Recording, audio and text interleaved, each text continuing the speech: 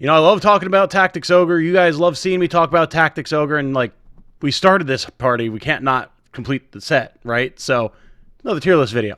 My name is Tom, otherwise known as Titanium Legman, and welcome back to the channel.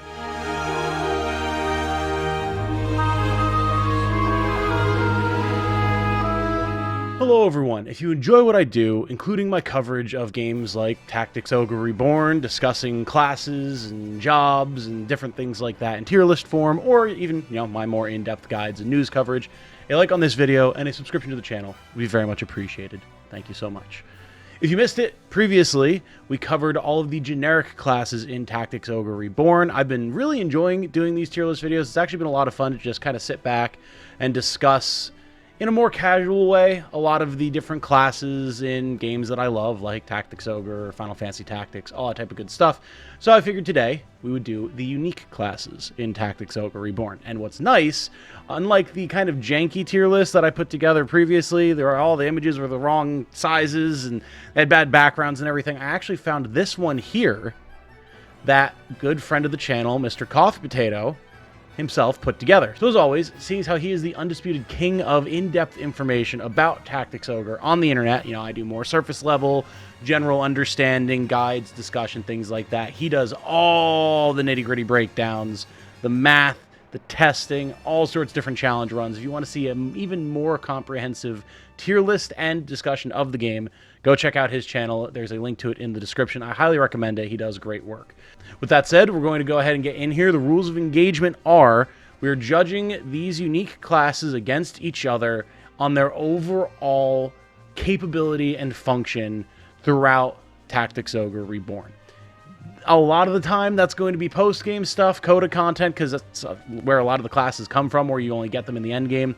But regardless, how good are they in a team? How strong are their skills? And how much better or worse than their compatriots are they? That's the rules of engagement. We're running in with vibes. Let's do this. So first off, we have Lord for Denim. And of course, it's got to be S tier, right?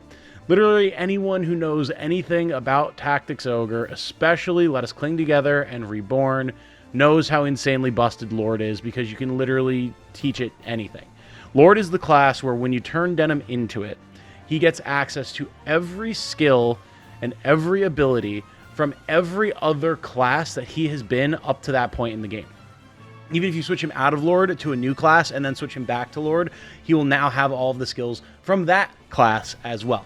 So it's just the jack of all trades, literally good at everything. You can run Denim as other classes, maybe if you want different RT or maybe slight differences in stats, things like that. But for general use, 99% of the time, Lord is going to be where you want to be. It's the most customizable. You can do whatever the hell you want with it. And it's what makes Denim unique as a character, because no one else can use the class. It's just too versatile to be anywhere other than S tier. Next up with Kashua, because G Kashua, why does Mom let you have 3 classes? We have 3 different classes to discuss for her, all of which are unique to her or nearly unique to her. No, they are all unique to her.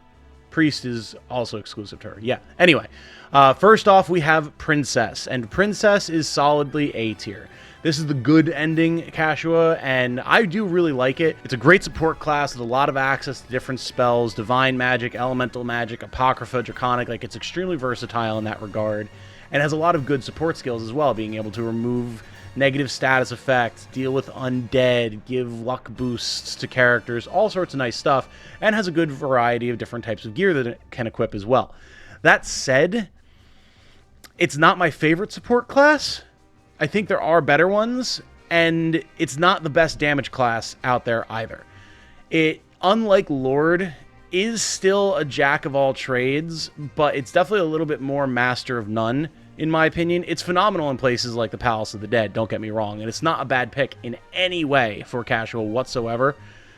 But I feel like there's just other options that do each of the different niches that she fits into better, so I can't quite put it in S tier. You're not unhappy to have it at all. Believe me, I run Princess Kashua constantly. It's probably my favorite way to run her. But, yeah, it's not S tier good. Next up, we have Priest, and I think that this is a tough one. I think I got to put this one in C tier. This is just basic, is the problem. Like, you compare it to something like Princess, and you're basically just doing everything on Princess that you can do on Priest, but with way more versatility with Princess. So you have to drop it down pretty low.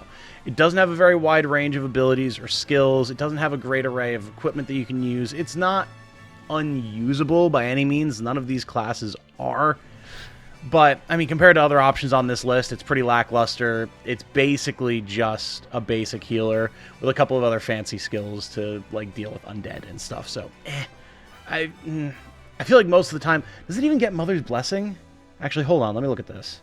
I don't think it does. Yeah, it doesn't even get Mother's Blessing to double its healing the way the Cleric does. Yeah, no. You get Holy Water to exorcise undead, and you can negate the effects of Condemn. You can remove Curse, Wither, and Addle, which is nice, but it's kind of niche. Yeah, not a huge fan, man. Not a huge fan. I'd rather just use a Cleric half the time.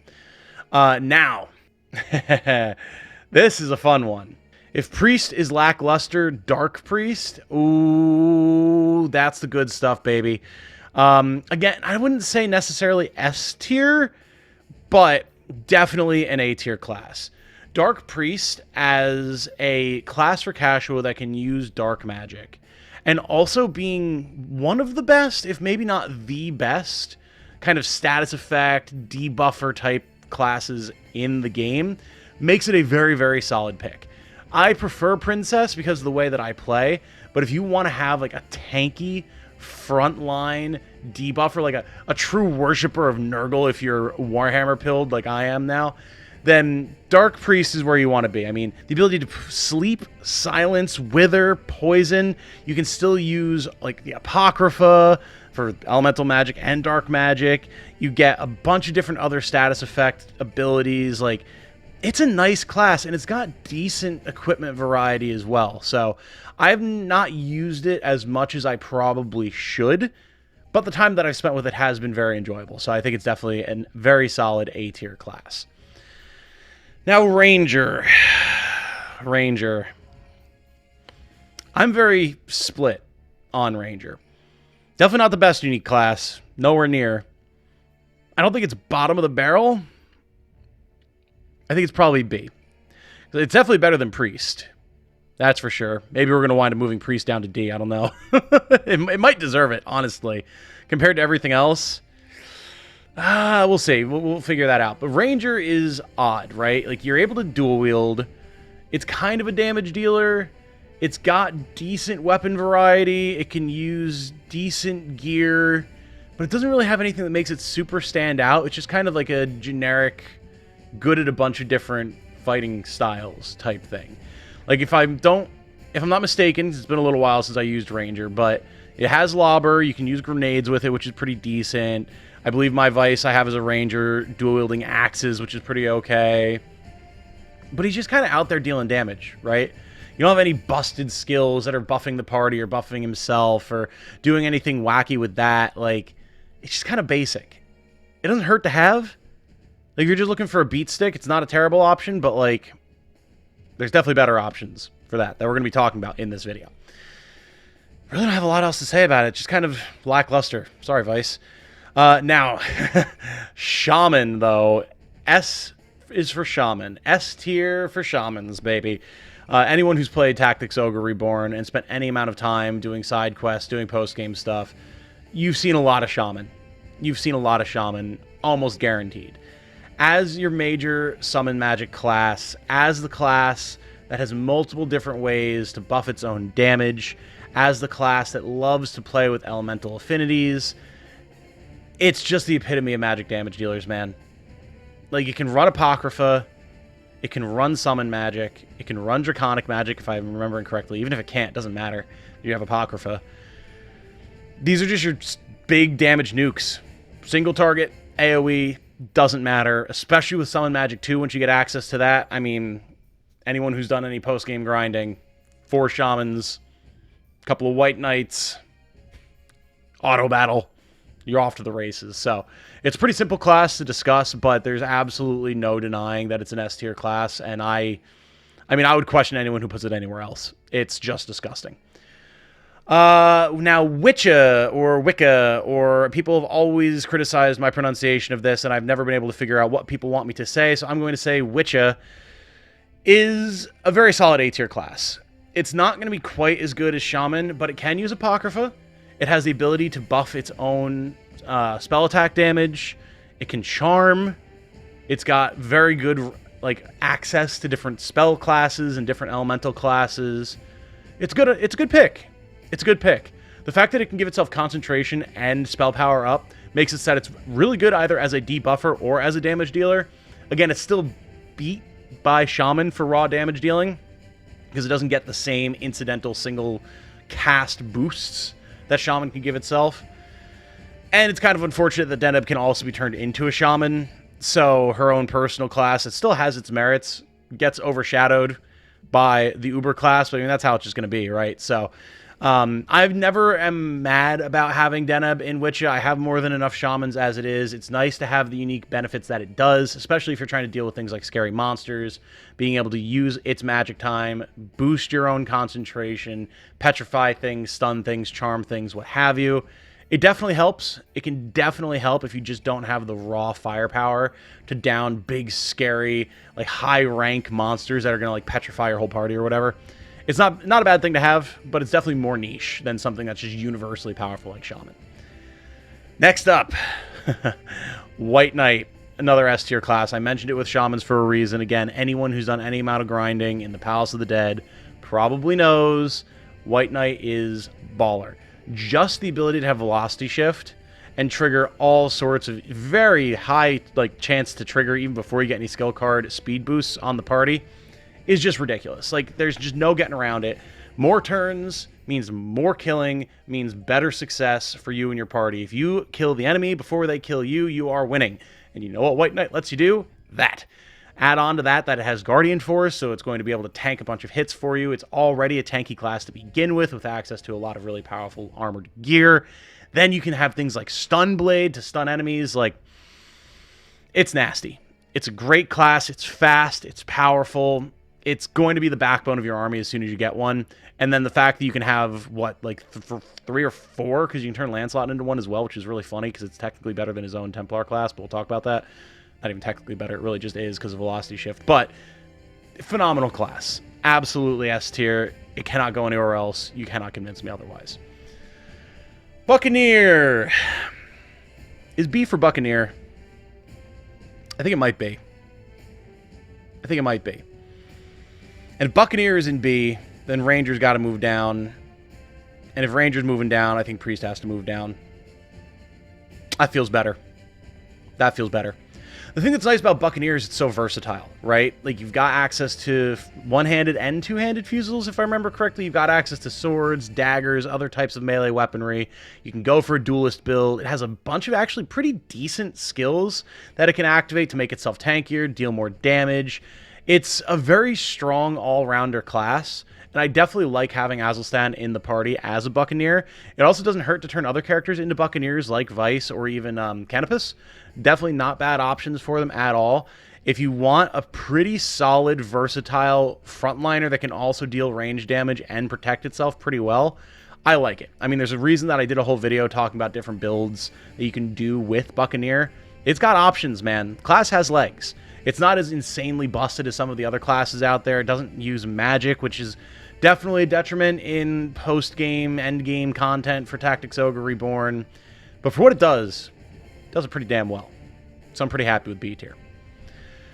All right, we're getting down to the nitty-gritty here, getting close to the end, but we're going to be doing so with two very powerful classes and then two more lackluster classes, unfortunately. First off, it's Knight Commander.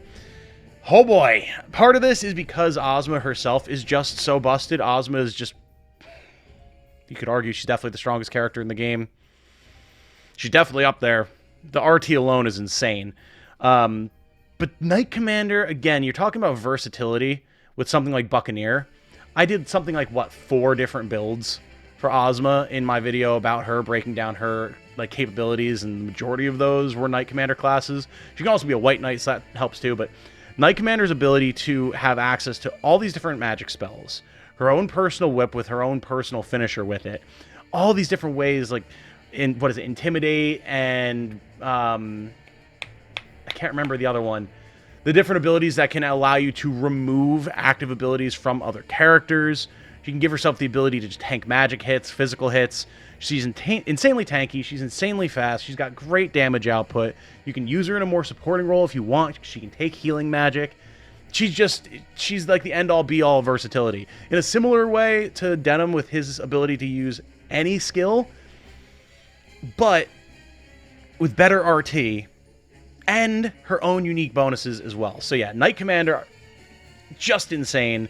The fact that you're actually able to get Ozma thanks to her being added as a playable character and Let Us Cling Together is still one of my favorite things. She's a ton of fun to use. Yeah, Knight Commander is just busted. Absolutely S tier class. If you have room on your team, she'll happily find a spot there. You won't be unhappy to have her, I promise. Now, Songstress. Songstress, I know, is technically not a unique class because you can put it on Pumpkinheads and have them run around with it. And we did talk about that in the previous video as well. But really, Iria is her own separate beast as a Songstress, being able to fly and having all those benefits. She's got good RT. And just her ability to even just with her instrument for free, give your entire party a, like, what, plus 25 MP-ish and spellcraft at the beginning of a fight, when the end game of Tactics Ogre is so focused on spellcasters anyway. Just that alone, before you even consider anything else, makes her S tier. Just being able to slot into that team to start throwing around summons and Apocrypha almost right off the bat is disgusting. There's a reason that Tactics Ogre Reborn uses you start with no mana and you have to regenerate it. And you've got consumables that give it to you. You've got skills like Meditate that you can equip to give more MP faster, because spells are just so devastating. And so being able to give not only just an MP boost, but a damage boost to all of those casters for free if you have the right instrument equipped is gross. That's even before you consider some of the other spells, or I guess songs that she has. Ability to give massive amounts of HP regen, other buffs, other support skills, and the fact that she can make her own singing area larger and make her songs last for a greater duration is just gross. Absolutely bomb support class. My favorite support class in the game. Blows everything else out of the water. Love it. S tier for sure. Now these two, I actually have a little bit of a cheat sheet open here because have had very little experience actually playing with Templar and with Astromancer. Where the hell? There we go. So Paladin, Lancelot's unique class, is a little disappointing. I like it. It's got a good variety of weapons that it can use, and it's got pretty decent armor types as well. The problem is that he doesn't really have great skills. He's basically just a fancier knight. Like, you got your divine magic and a better array of divine magic than like something like Knight or White Knight gets access to. So that's nice. That's not nothing. You can give yourself Light Instilled for extra damage. Not nothing. And then you kind of just have otherwise Knight skills, except for one unique skill at the end. Like, you got Phalanx, reduced damage that you take, Rampart Shadow, Sanctuary Shadow, Guardian Force, not bad. And then there's the unique skill Sublime Sacrifice, incapacitates the Paladin to revive an ally unit with 100% HP.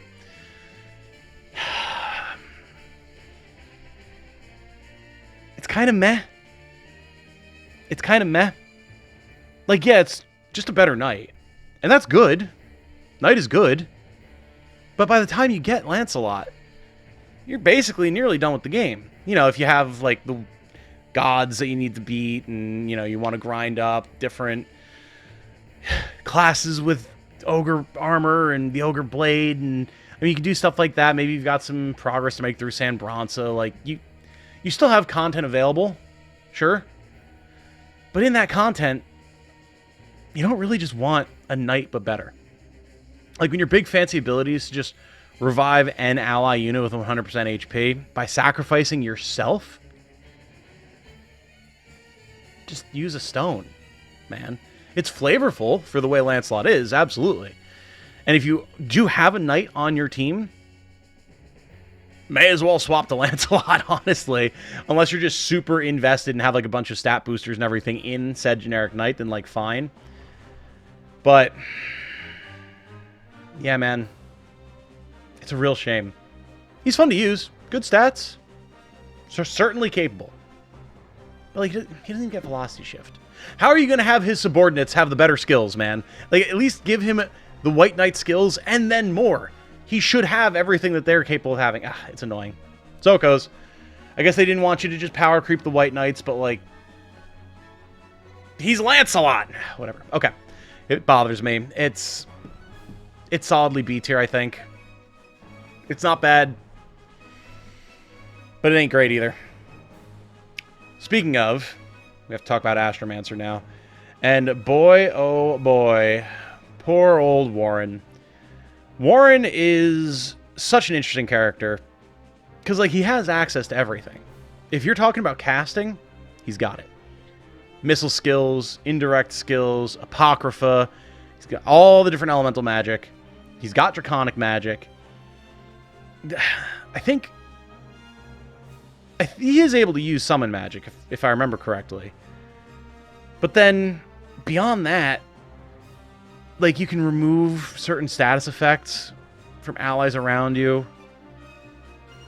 You can give elemental resonance to the party. Not terrible. Good defense increase and damage increase. But man, he's just so slow. He's slow, and for as powerful as he is supposed to be, and definitely is, you would just think that there'd be something better. If you're looking for raw damage output, Shaman still absolutely whoops him. If you're looking for better support, there's better options out there. And I mean, the all-element resonance is not bad. Don't get me wrong. It's really not. I don't think he's C tier. I was actually going to drop him lower than this, but I do like the resonance skills. I know they're not optimal, all right? I'm aware of that, but I like running them. I think it's fun. Being able to remove certain status effects, not terrible. Very limited. He's versatile. I'm probably going to get crap for this, but I'm going to put the Astromancer in B. I was thinking of putting him lower at first, but I think that's a respectable place to put the old man. He could be better. I would like to have seen him in his heyday. Put it that way. But he can still do work. And with that, how are we looking here? S tier looks good. A tier definitely looks good. B, C, D, yeah. Yeah, I think we're in a pretty comfortable spot. Yeah, I know there's going to be people in the comments who are yelling at me, oh, there's too many classes in S tier. What's the point of a tier list if half the tier list is in S tier? The number of comments like that I've gotten, like, there's multiple broken classes. There's multiple broken classes, guys. I don't make the rules. The game did it. Like, chill. Yeah, I'm pretty happy with this. Pretty happy with this. You guys have to let me know.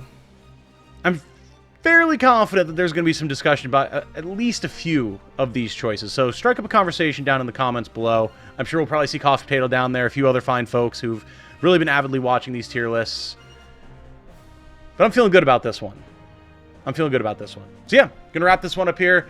Let me know what you think of this tier list and my rankings in the comments down below. Go check out Coffee Potato's very comprehensive tier list that he, I believe, used this exact template for, which is why he put it together.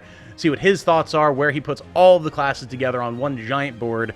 Probably have to do that myself at the end once we complete all three of these. And yes, the last one that I do will be the monsters tier list. Definitely going to have to brush up on my knowledge on that one a little bit, because there's some info for some of the different types of monsters that I'm not super knowledgeable about, but we'll get there. I think it'll be a good time regardless.